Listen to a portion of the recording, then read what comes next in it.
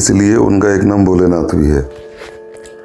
पौराणिक मान्यता अनुसार भगवान शंकर को प्रसन्न करने के लिए किसी भी तरह के खास विशेष पूजन की आवश्यकता नहीं होती, क्योंकि कहा जाता है कि वह तो भोले हैं और भक्त की मन से की गई क्षणिक मात्र की भक्ति से ही वह प्रसन्न हो जाते हैं।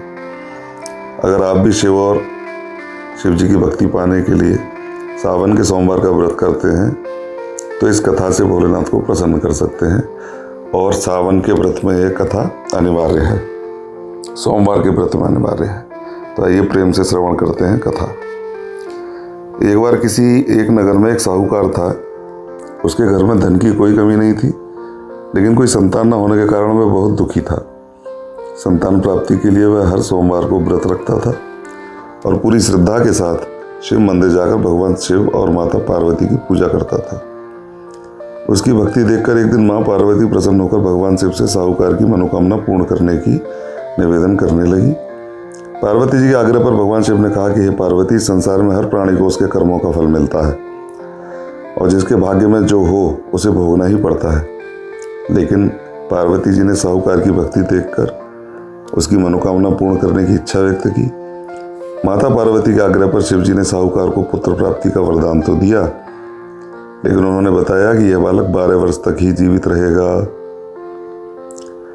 माता पार्वती और भगवान शिव की बातचीत को साहूकार सुन रहा था, इसलिए उसे ना तो इस बात की खुशी थी और ना ही दुख। वह पहले की भांति शिव जी की पूजा करता रहा। कुछ समय के बाद साहूकार की पत्नी ने एक पुत्र को जन्म दिया। जब वह बालक 11 वर्ष का हुआ तो उसे पढ़ने के लिए काशी भेज दिया गया। साहूकार के पुत्र के मामा को बुलाकर उसे बहुत सारा धन देते हुए कहा कि तुम इस बालक को काशी विद्या प्राप्ति के लिए ले जाओ।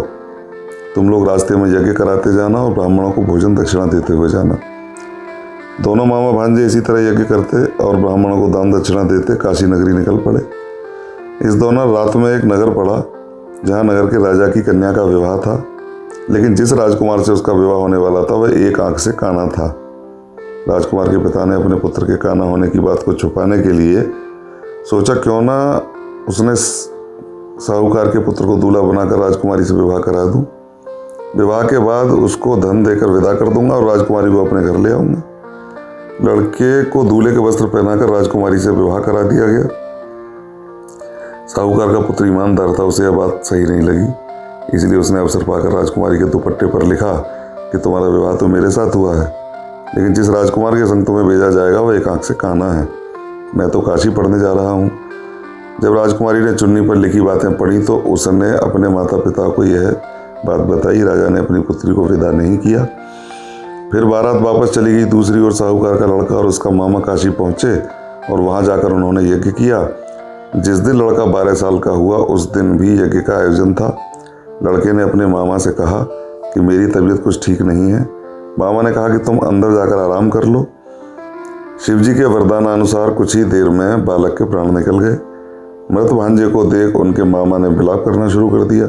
संयोगवश उसी समय शिवजी और माता पार्वती उधर से जा रहे थे। पार्वती माता ने भोलेनाथ से कहा, स्वामी, मुझे इसके रोने के स्वर सहन नहीं हो रहे हैं, आप इस व्यक्ति के कष्ट को दूर करें।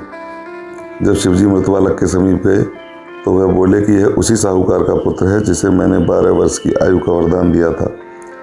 अब इसकी आयु पूरी हो चुकी है।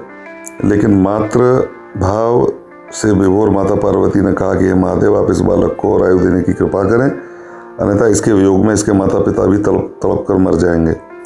माता पार्वती के पुनः आग्रह करने पर भगवान शिव ने लड़के को जीवित होने का वरदान दिया। शिवजी की कृपा से वह लड़का जीवित हो गया। शिक्षा पूरी करके लड़का मामा के साथ अपने नगर की ओर वापस चल दिया। दोनों चलते हुए उसी नगर में पहुंचे जहां उसका विवाह हुआ था।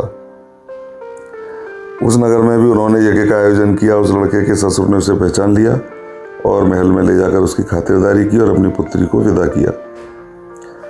इधर साहूकार और उसकी पत्नी भूखे प्यासे रहकर बेटे की प्रतीक्षा कर रहे थे।